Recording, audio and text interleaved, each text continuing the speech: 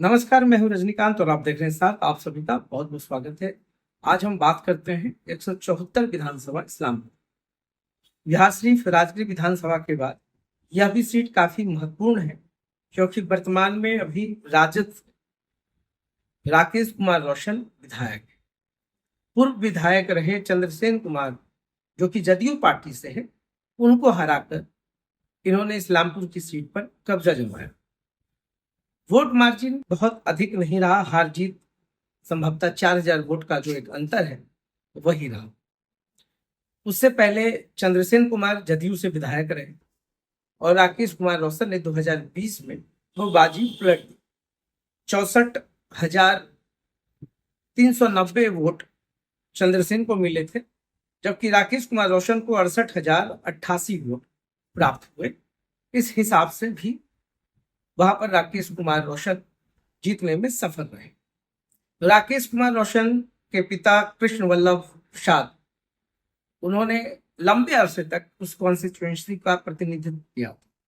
एक अच्छे खासे पॉलिटिकल बैकग्राउंड से आते हैं राकेश कुमार रोशन और जनता दरबार लगाने में काफी माहिर। जनता के दरबार में यह कितने बार गए हैं ये एक अलग विषय है, मगर जनता दरबार की बहुत सारी खबरें आए दिन लगती रही हैं और लोगों ने देखा। राजद कोटे से राकेश कुमार रोशन एक बार फिर से, चूंकि सिटिंग एमएलए हैं, तो माना यह जा रहा है कि उनको फिर से राजद अपने हिसाब से मौका दे। राजद में अभी कोई ऐसा अंतर विरोध देखने को नहीं मिला है या किसी के दावों को अभी तक हमने नहीं देखा है और ना समझा। राकेश कुमार रोशन की जो पार्टी है, जहां जगहों पर लंबी फहरिस्त है, फिलहाल इस्लामपुर में ऐसा नहीं दिख रहा है। इस बार का चुनावी समीकरण कुछ और भी खास होने वाला है। कुल वोटर्स की संख्या पे हम बात करें तो 3,08,174 वोट है, जिसमें पुरुष मतदाता की हम बात करें तो 1,62,144, महिला की बात करें तो 1,46,022 और थर्ड जेंडर 8। ये फ्लक्चुएशंस हो सकता है वोटों में, जो डेटा है, जो आंकड़ा है, उसमें नए सिरे से कितने लोग ऐड हुए होंगे वो जो आंकड़ा है वो स्पष्ट आ जाएगा, मगर जो पहले के आंकड़े हैं उसके हिसाब से फिलहाल वोटरों की संख्या इतनी। इस्लामपुर में इस बार बहुत कुछ बदलते हुए दिख रहा है, आसार है, संभावनाओं का खेल है और संभावित चेहरों पर हम बात करें। राकेश कुमार रोशन को इस बार फाइट देने के लिए बहुत लोग लंबे लाइन में हैं। जदयू से इस बार ज्यादातर लोग हैं। हर किसी की मंशा है कि एक बार नीतीश कुमार उनको मौका दे। बहुत सारे चीजों को अगर आप देखें तो कुछ दिन पहले ही सांसद ने मांग रख दी थी कि इस्लामपुर सीट से निशांत कुमार को लड़ा दिया जाए। हालांकि निशांत कुमार की ऐसी कोई गुंजाइश नहीं दिख रही है। नीतीश कुमार ने पहले ही सब कुछ क्लियर कर रखा है, क्लैरिटी तो उनके विजन में रहा है और वो नहीं चाहते हैं कि किसी भी स्टेटमेंट से कोई कंफ्यूजन या भ्रम की स्थिति इस्लामपुर में हो। चंद्रसेन कुमार भी अपने कैंडिडेचर्स को लेकर के पटना का वो भी दौरा कर रहे हैं, चक्कर लगा रहे हैं और थोड़ा बहुत उनको लग रहा है कि शायद नीतीश कुमार फिर से उनको टिकट दे, मगर रेस में बहुत सारे नाम हैं। चंद्रसेन विधायक रहते हुए जो जनता के बीच की बातें हैं वो मैं कहूंगा, लाग लपेट कुछ नहीं है, ना कोई फेवरिज्म है और ना ही किसी के विरोध में। पब्लिक से समन्वय अगर अच्छा रहा होता तो चंद्रसेन इतने कम मार्जिन से नहीं हार। कहीं ना कहीं कार्यकर्ताओं के बीच की जो बॉन्डिंग रही होगी वहां पर चूक गए, यह भी एक हार का फैक्टर होता है। और कार्यकर्ताओं की संवाद, चूंकि ये बाहुल क्षेत्र है, सभी तरीके के कास्ट फैक्टर्स को भी देखा जाता है, बाहुलता को देखी जाती है। कुर्मी और यादव की अच्छी आबादी है इस्लामपुर में, और ऐसे में जो इस्लामपुर की राजनीति है उसमें बहुत सारे नाम तो हैं। चंद्रसेन के अलावा पूर्व विधायक राजीव रंजन के पुत्र रुहेर रंजन का भी नाम सामने आ रहा है।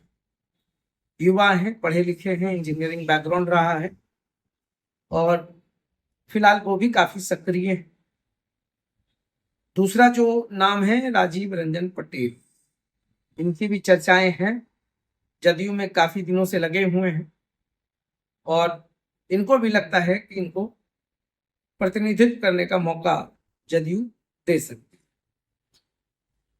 तीसरा जो नाम है उसमें एक बाहर का जो डोर है, जो बाहरी गेट कहते हैं, जहां पर डायरेक्ट कॉन्टैक्ट्स की बात चल रही है, वहां पर भी कुछ नाम है।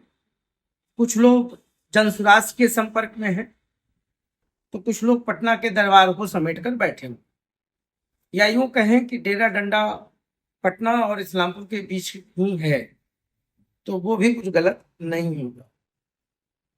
बहुत सारे नाम के बीच में एक शैलेंद्र मुखिया का भी नाम आ रहा है, इनका अपना प्रभुत्व है। बाकी जो भी नाम है उनके बारे में राजनीतिक तौर पर कभी नाम नहीं सुना गया है। तो एक फैमिली लाल सिंह त्यागी की भी रही है, उनके भी परिवार से ये महत्वाकांक्षा है कि इस बार चुनाव लड़े। अब किस पार्टी से लड़ेंगे, क्या होगा, या सही में लड़ेंगे या नहीं लड़ेंगे, क्योंकि जो भी नाम सामने आ रहे हैं अभी चर्चाओं का नाम है। आखिरी मोहर नीतीश कुमार को लगाना है। राकेश रोशन की जो छवि या जो साख है उस पर थोड़ा सवाल जरूर उठ रहा है, मगर बावजूद इसके चूंकि पॉलिटिकल बैकग्राउंड है, हर चीज है, तो प्लस और माइनस को वहां पर राकेश रोशन भी बाखूबी समझ रहे होंगे। एक नाम ऐसा भी आ रहा है संतोष यादव का। आपको याद होगा 2012 में संतोष यादव जब चर्चा में आए थे, जब उन्होंने आत्मदाह की कोशिश की थी।